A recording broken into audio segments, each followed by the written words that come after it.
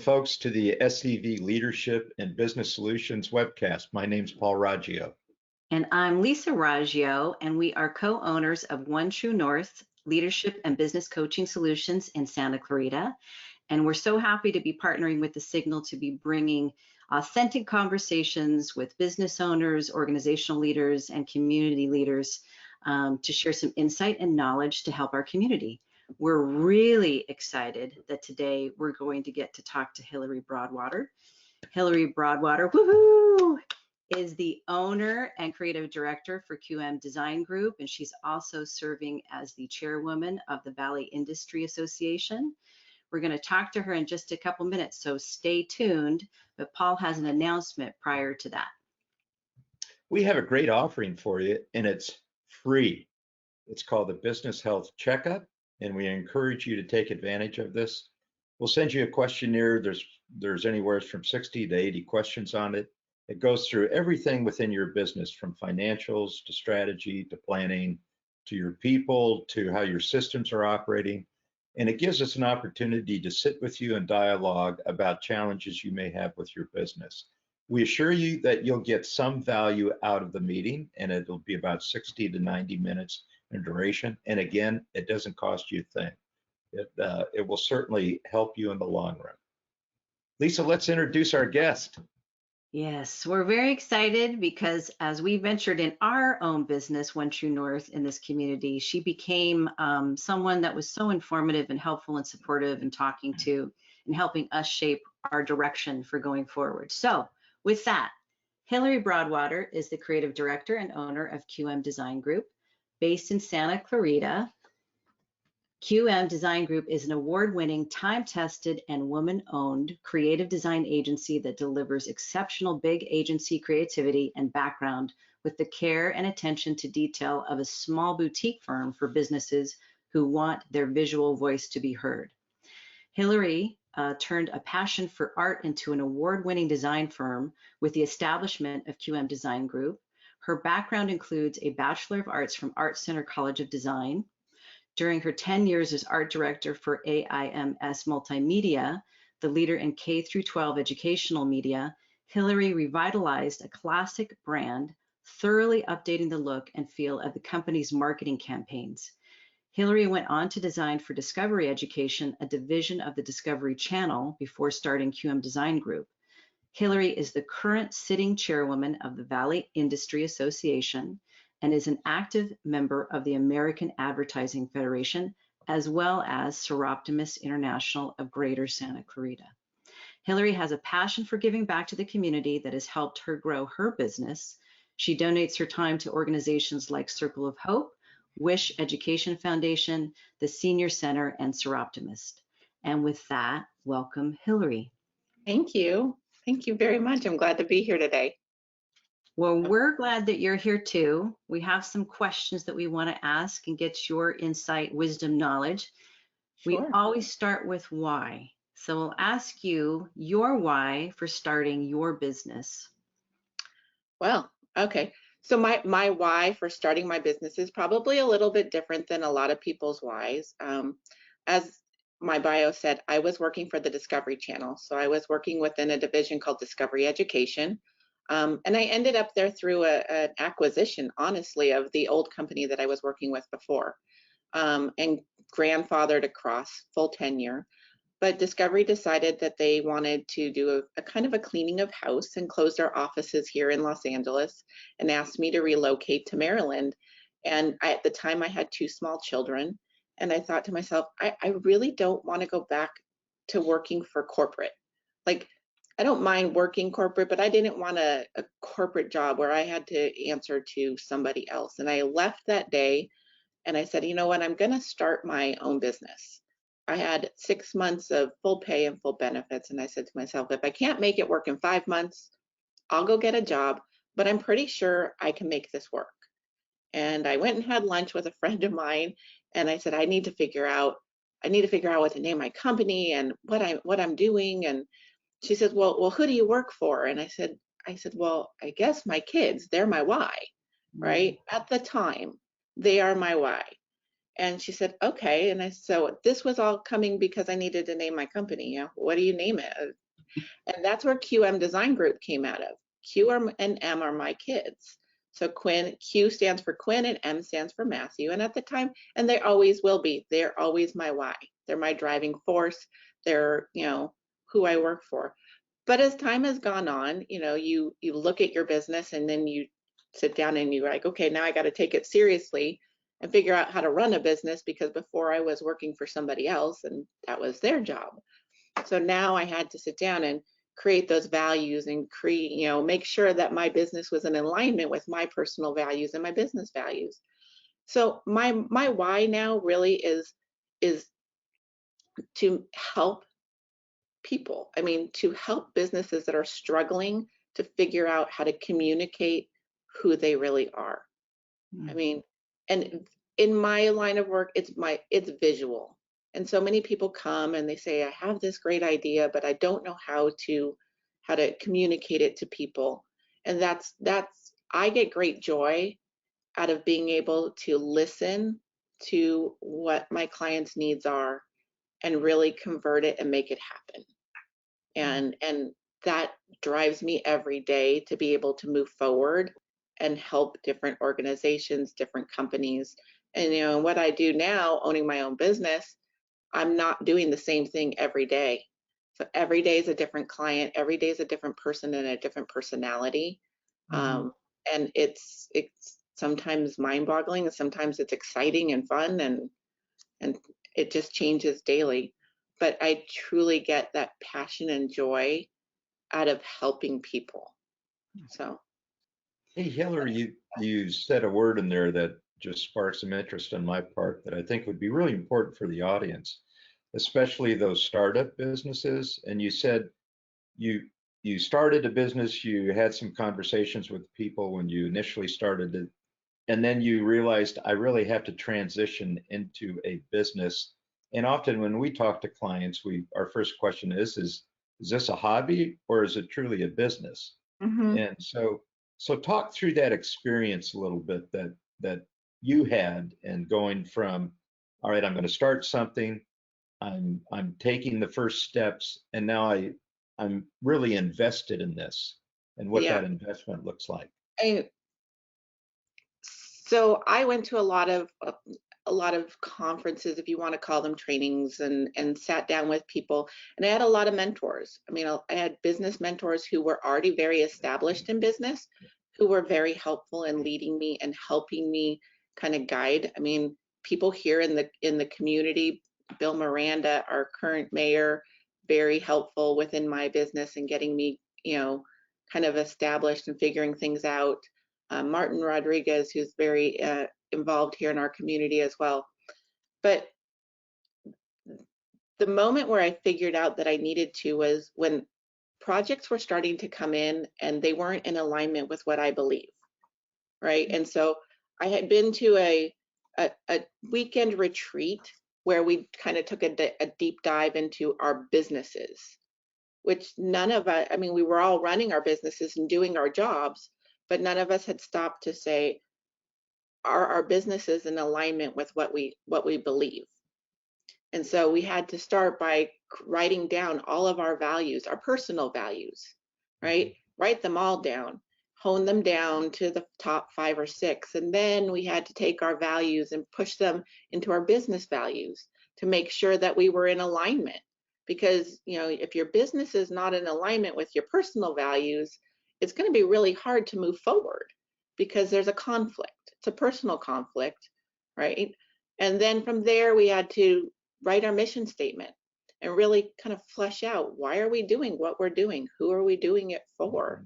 And have that with us. And that was 14 years ago.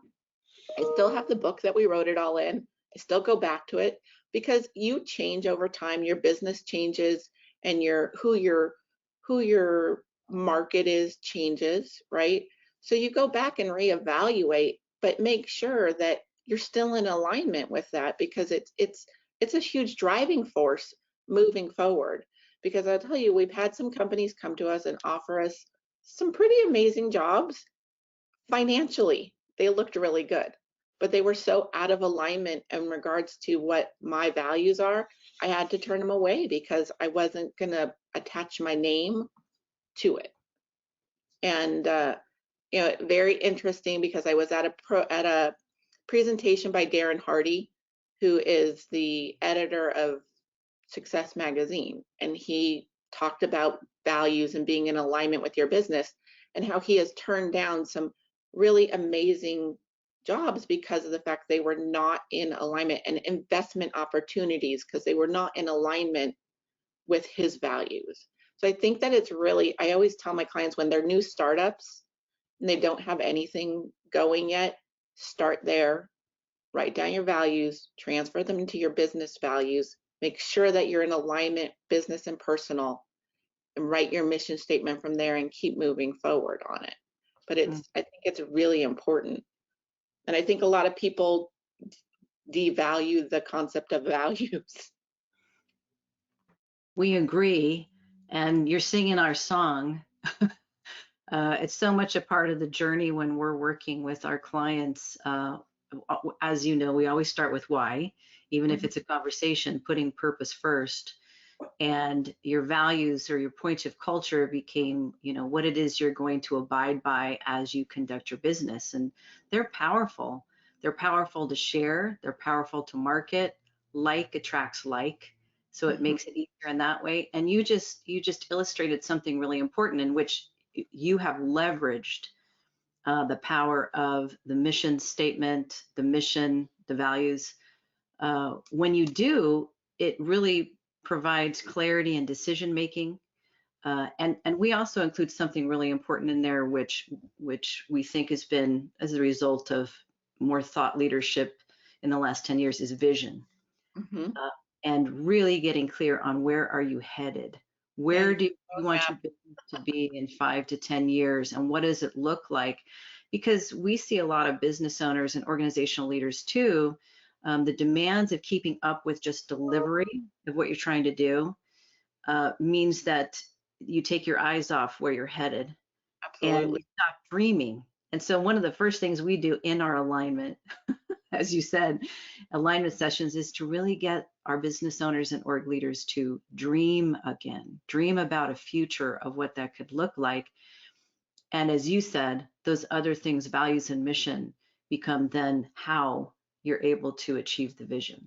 Yeah. And like I said, I mean, going back and rechecking yourself on them, because a lot of business owners will do them and then they tuck them away and then they get going and they're just, they kind of get on cruise control and keep on moving and doze off, I guess, if you're on cruise control. I don't know, maybe Tesla can drive itself now, but I think that's a problem because you just need to keep, you need to check back and do a self check too, to make sure you're going where you want to go and that you didn't veer off somewhere accidentally and you're on a different path than what you meant to be on. So, because things happen, right? When I started my business by myself, and business grew, but now I actually have a partner. We're not, legally, we're under one roof together. We're separate companies, but 90% of our business are the same clients. And so we're constantly working on projects together. Well, now we're the same vision, but the course has kind of taken a little bit different turn because I never, I didn't look at myself as having a partner. I didn't look at myself as, where I was going to grow to this point. So it took a little bit of turn. So we went back and made some adjustments in regards to the plan of action of where we were going. So you do need to recheck yourself and recheck in and make sure that where you're moving forward to is in the right direction of where you originally planned your trip. This point on planning, I'm doing a presentation later today to a group just on planning and the importance of planning as a business owner or major organization. It doesn't have to be just a sole proprietor. It could be a multi-billion-dollar organization, and it's being able to establish your vision and then quarterly focusing on how are you going to achieve this? What's Mm-hmm. the map forward, and what are the milestones and objectives that you want to achieve in uh, getting after your vision? So Right. the importance of planning is essential if your intention is to be a business owner. If it's a hobby, you may not have to do that. But if you're really invested in your business, then this is something that you should be doing quarterly. And everything from it flows, whether you're talking about resources, time, capacity, capital investments, all of that is associated with the planning process and the importance of it. I agree. So, I think so how people, did, go ahead. Sorry. well, in light of that, talk how the pandemic impacted you and some of the things that you felt you had to do to adjust as a result of that, and the impact it had overall on your business. It was an interesting change. I mean, I didn't feel it as hard as most people felt it because a lot of our businesses, a lot of our clients understood that to stay in business, they still needed to be visible, right? Mhm. Even if they were closed or they couldn't, they all pivoted pretty well, but they needed to stay in front of their clients. And so we had to learn, how do we keep them in front of their clients with their doors closed? I mean, we do it already, right? Through advertising, through direct mail, through social media posts. Um, but what we noticed was a lot, what decreased, one thing decreased, one thing increased. So direct mail kind of decreased, right? Because printing plants were kind of shut down a little bit. Mail was slow at the time, but newsletters, email newsletters. I had so many clients that had never done an email newsletter that were like, we need to do newsletters now. So, we had to kind of adjust what we were doing and how we were doing it. But I would say probably close to 80% of my clients stayed on board because they just pivoted how they were marketing and letting their clients know how they were now accessible. I mean, for instance, like Nola Aronson is one of our clients. She's with Advanced Audiology. She had to shut her doors, but she still needed to stay in front of all of her patients and let them know, we're still here for you. If you need us, call us. You can still come in and get your batteries for your hearing aids. If there's an emergency, we'll make it happen. We're doing telemed, we can talk to you over the phone. So we needed to communicate that to all of her patients. So we started amping up her social media. We started amping up their newsletters, their email newsletters, which she wasn't doing. And now she's doing them weekly. So a lot of them we learned some new skills. They learned some new avenues of marketing, and it seemed to work out. I mean, we did lose some, because some just completely stopped, but those that were able to keep moving forward just kind of readjusted the way they were communicating their business, and we helped them do that from Yeah. home. Which Yeah. was, after I worked from home. My business is 14 years. I worked from home for 10 of those 14 years. So going back home was kind of like it was a little hard for me because I was like, oh my gosh, I worked so hard to not work from home and have a physical office that I can, have that separation. And to go back home was like, whoa, okay. So that was the first one was a little hard for me. Yeah. Yeah, definitely an adjustment. Uh, Yes. Hillary, we are in our business and this webcast, we're one part leadership, one part business. We've talked about the business. This Yeah. is an opportunity to talk to you about leadership. We're passionate about leadership in general, so many different layers and levels. You're a woman in leadership. You're the chairwoman of the Valley Industry Association. Um, how about the why in regards to what was your why for wanting to step into that role with the Valley Industry Association? No, I have been a part of that organization since probably honestly, the first year of my business. You know, when I started my business, I said, I got to figure out where I need to go to meet my people, right? And somebody said, well, you need to join a networking group. And then Bill Miranda said, you need to join VIA.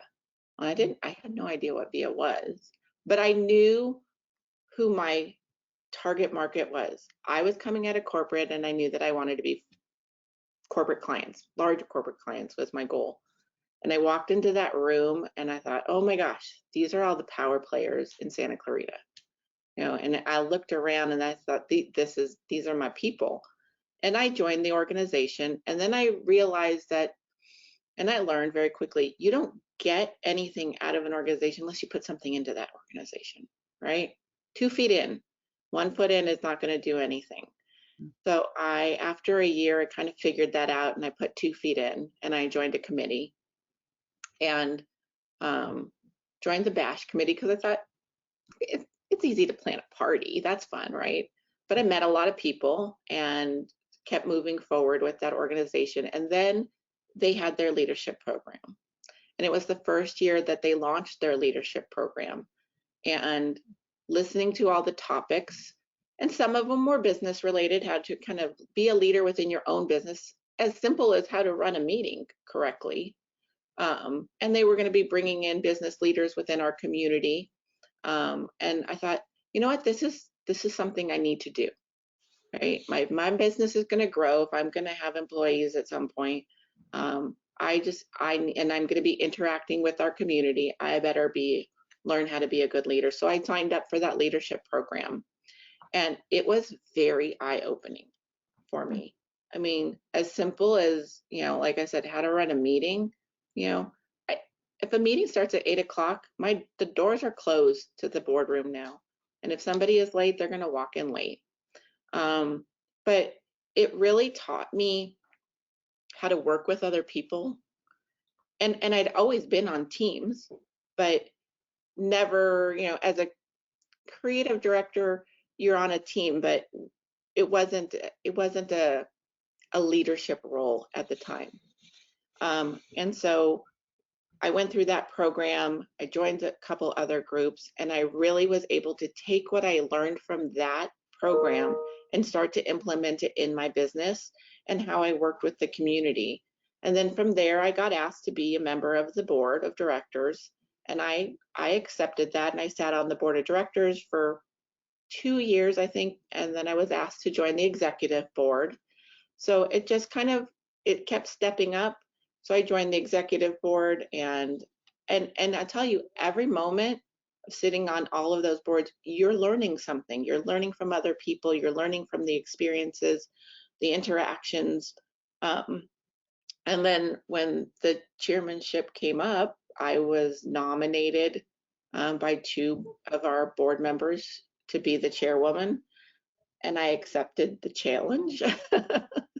And little did I know that we were going to be going into a year of lockdown. And 2 months into my chairmanship, we were all locked down. And it was a challenging year for an organization that is a membership organization. It was very challenging. It was tough. It was, you know, but it tested my resolve and my patience, that's for sure. And my trust in the people who sit on our board, and the trust of the people in our community. And sometimes you just have to take a leap of faith. Sometimes you just have to keep stepping forward. And you can't always convince everybody of that. But if you have the right team and the team trusts you and you're in the pits with them, you're going to keep moving forward.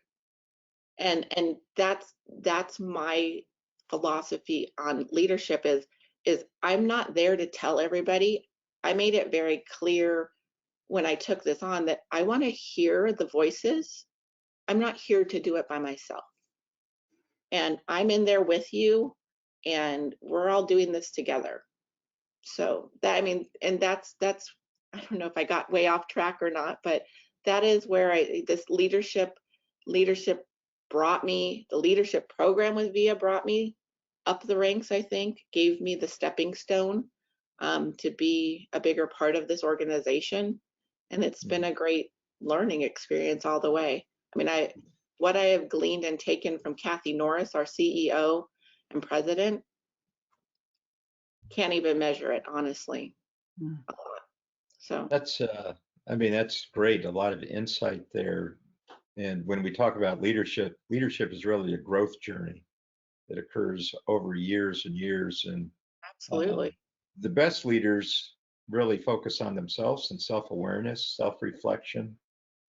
So just in your growth, as thinking back, your growth journey as a leader, what was a personal challenge that you had that dealt with really delivering leadership that you had to overcome to improve your outcomes with leadership? Yeah, I think the biggest thing was just, and this doesn't sound terrible, me valuing myself Mm, for my own abilities and my knowledge, and mm, trusting that what I'm saying isn't wrong. Like I've run a successful business. I came out of a corporate world where I was very successful. I have raised two amazing kids. All of those things teach you leadership skills in different ways. And it was coming and being able to communicate that I knew what I was doing, but we all do it in a different way, and some people don't always accept that. And so it was me having the confidence in myself to say yes or no. This is how we're doing it, and if you're on board, great, and if you're not, you're not. That's been a big learning thing for me, is to be able to say no, um, but to be able to just, I'm pretty casual. Will say over the last 2 years, my skin's a little thicker than it used to be. Um, but having that confidence in myself to go in and say, this is what we're doing and this is how we're doing it. And I will say, we can go back to that conversation of values. You know, that was one of my biggest goals with this organization when I came in, was our very first meeting as a board of directors with me as the chairwoman, was to sit down and make sure that all of those values of this organization were written down, and that the mission statement was completed, and it was there for us to have a guiding principle to move forward on. So, Yeah, that is sound and sage advice. We're coming up to our end time, and I want to ask both of you, this is a great opportunity just for 2 minutes to get your why as to the leadership program that's launched under VIA now, and why you're excited about it. Paul, you want to go first? sure. Um, well, this is clearly a passion for Lisa and me, is to be able to share experiences, not just ours, but in a group setting, and to have some people, multi-generational, come in and just talk about leadership specifically, because from our perspective, we see a big void in our society when it comes to leadership. Just understanding it and differentiating between leadership and management, and bringing something to all generations about what you can do to act on this void. So this leadership program in VIA is a perfect example of something that is an outreach program to different members in our community that should be taken advantage of. And we just have such a dynamic cast of speakers that are really going to deliver some meaningful facilitation in a group setting. I'm confident of that.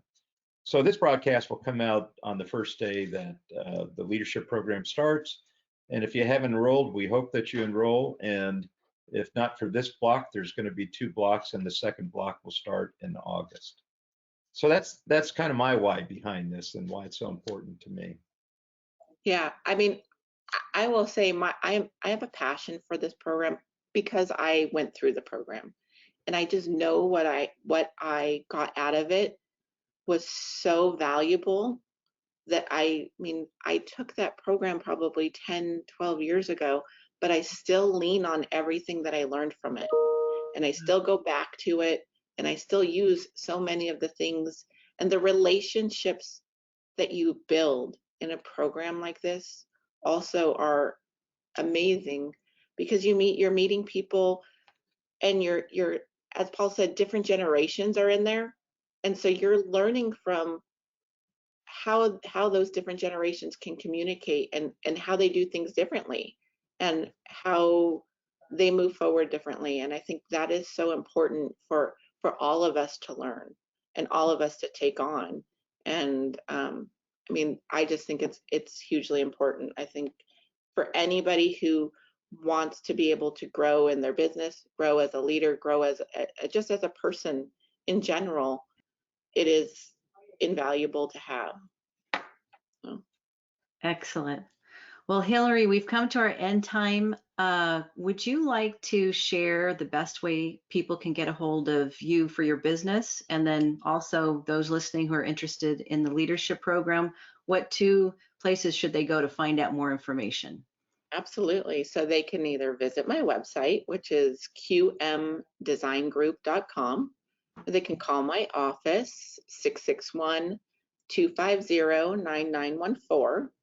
I am available. I'm here all the time. Or they can email me at Hillary with 2 L's at qmdesigngroup.com.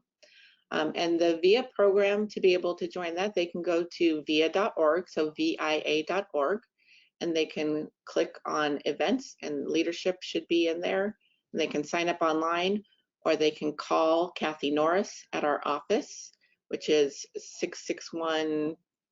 661-294-8088.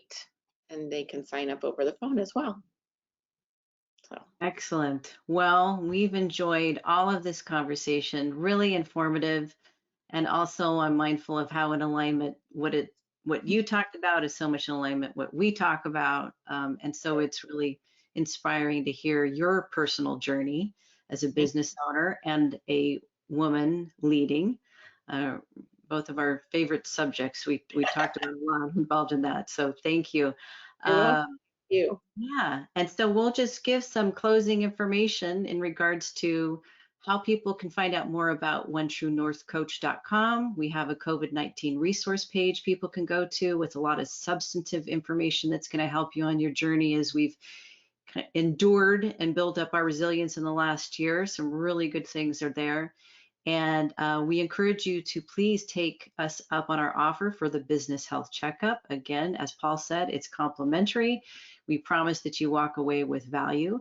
And you can find out more information about the things that we're a part of by going to our Facebook, our One True North Facebook page, our LinkedIn page, and we write a weekly article. We have these conversations. So we aim to serve and give value. And please visit our website that you can get some value out of that.